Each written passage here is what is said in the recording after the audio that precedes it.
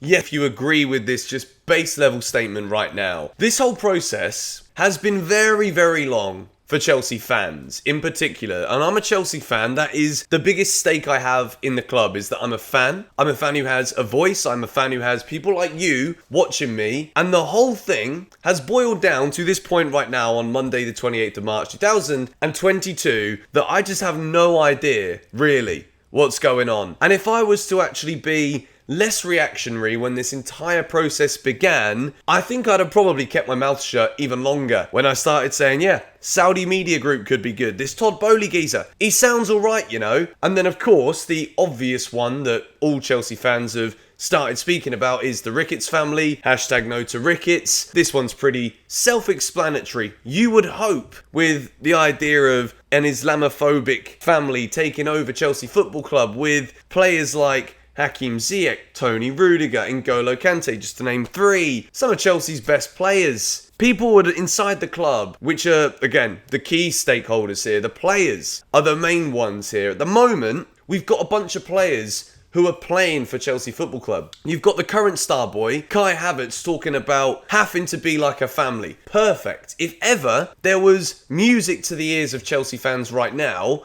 it's not only the results on the pitch and the brilliant backing that we have in both the men's team manager, Thomas Tuchel, and women's team manager, Emma Hayes, where these guys are clearly on the right path to making sure that Chelsea Football Club is as successful as we would wish it to be, and as successful as we possibly can be. Even the playing personnel, every time you hear anybody talking about what's going on right now, they all say the same thing. There was a Petr Cech interview a couple of weeks ago where the words day by day were thrown around almost as much as when you talk about football, 1 goal, 2 goal, 3 goals get mentioned. You know what I'm saying? Nobody really knows what's going on. So at this moment in time, of course, as we know, and we've talked about many times here, the Rain Group are still in charge of what is happening.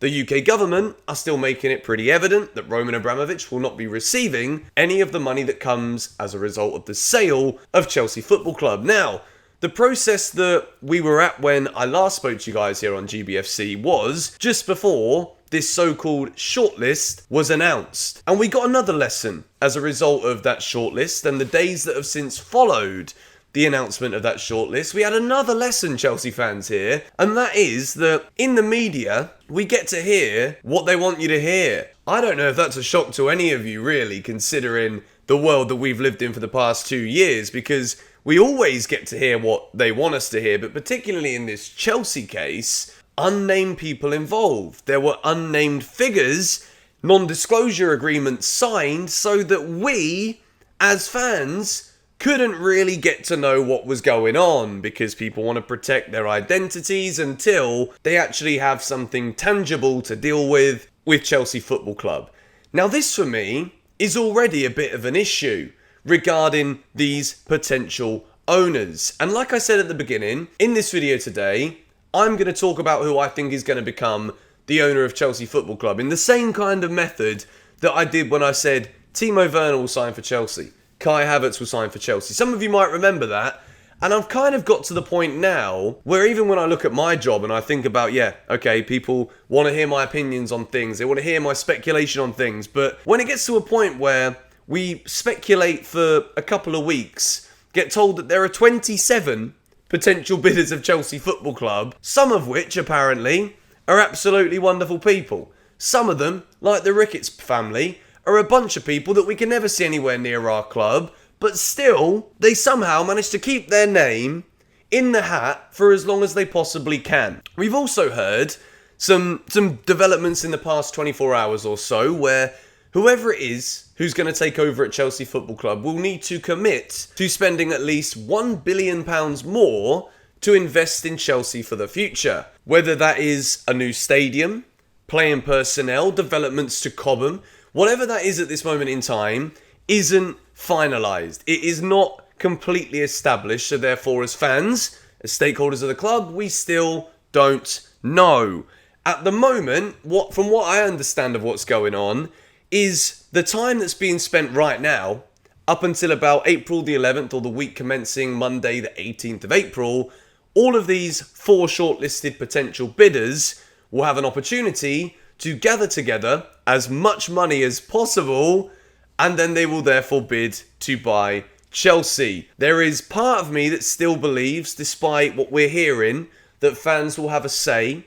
The Chelsea fan uproar about the Ricketts family's potential involvement, which has caused chaos to the Ricketts family, chaos to those in charge of this bid, who have always kind of been obliged to say that they really want to take the fans' consideration into account. The great news is Bruce Buck, Granovskaya, these people are still there at Chelsea. These people are still helping with the decision-making process to actually bring more of a footballing element to a government who can hardly decide whether we can leave our houses or not with making executive good decisions, let alone who should buy Chelsea Football Club. You see where I'm going with this here? Because this became so much about politics, I've kind of found it very difficult to not only follow, because in politics it's very rarely things are this, things are that. There's always ambiguity. And it's got to a point now where, after seeing various members be told, no, you're no longer involved in any potential bid of Chelsea, the only person I seriously see being a contender who, if it's confirmed, is the buyer, Todd Boehly, is the only one left now where I actually think I could be happy and could be confident that the future of Chelsea Football Club is going to keep us at the elite top level that we've been at. And that isn't about me being greedy and expecting too much, and I've been used to this success, I've been used to that success, but Chelsea fans in this situation now, I said it before, if the government won't provide genuine, serious proof behind the actual involvements of Abramovich, then we have the right to feel a bit confused and bitter about this situation.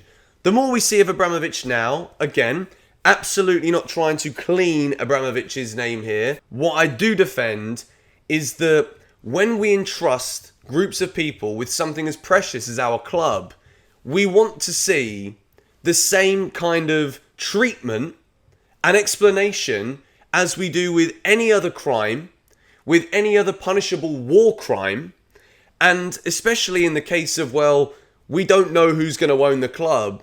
There are still issues, there are still player contracts that need to be resolved, there are still potential signings we need to make in the summer to continue to have this team at the level that we want to be at.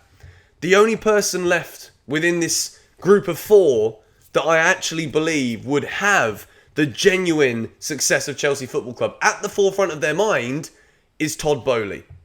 And my reasons for that is because in what we've seen of his investments in the past, he wants to invest in winning clubs. He doesn't want to be involved in sport for the simple process of making money, but also to experience success.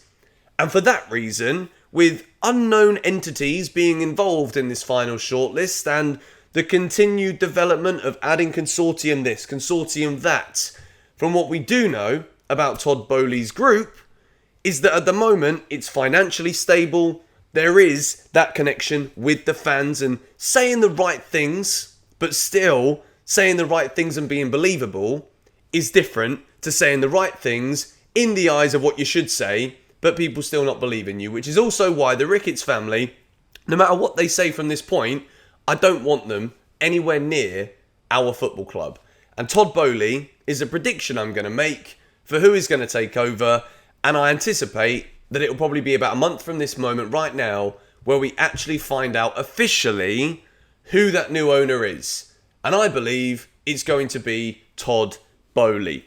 I still want a lot of things cleaned up from this, and I think we should all want a lot of the things that are still not cleared up about this one.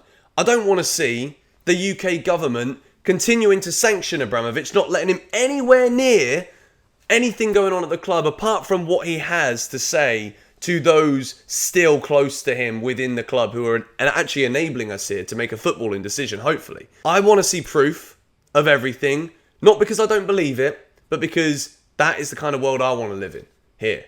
That's what I want to be experiencing. I don't want to be confused. I don't want to be looking at different crimes and wondering what's more punishable and what isn't.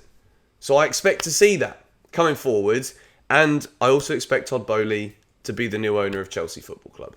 This has been a weird video for me to make because, quite frankly, this whole process has upset me, confused me, angered me in so many different ways, on so many different levels, that it's very hard for me to keep making videos and not allow all of these different things to cross over and it stop being about Chelsea.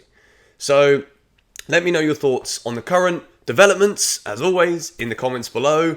And I'll tell you what, I'm so bloody happy that we played Brentford at the weekend, because finally I can talk about football again. Come on, you Blues.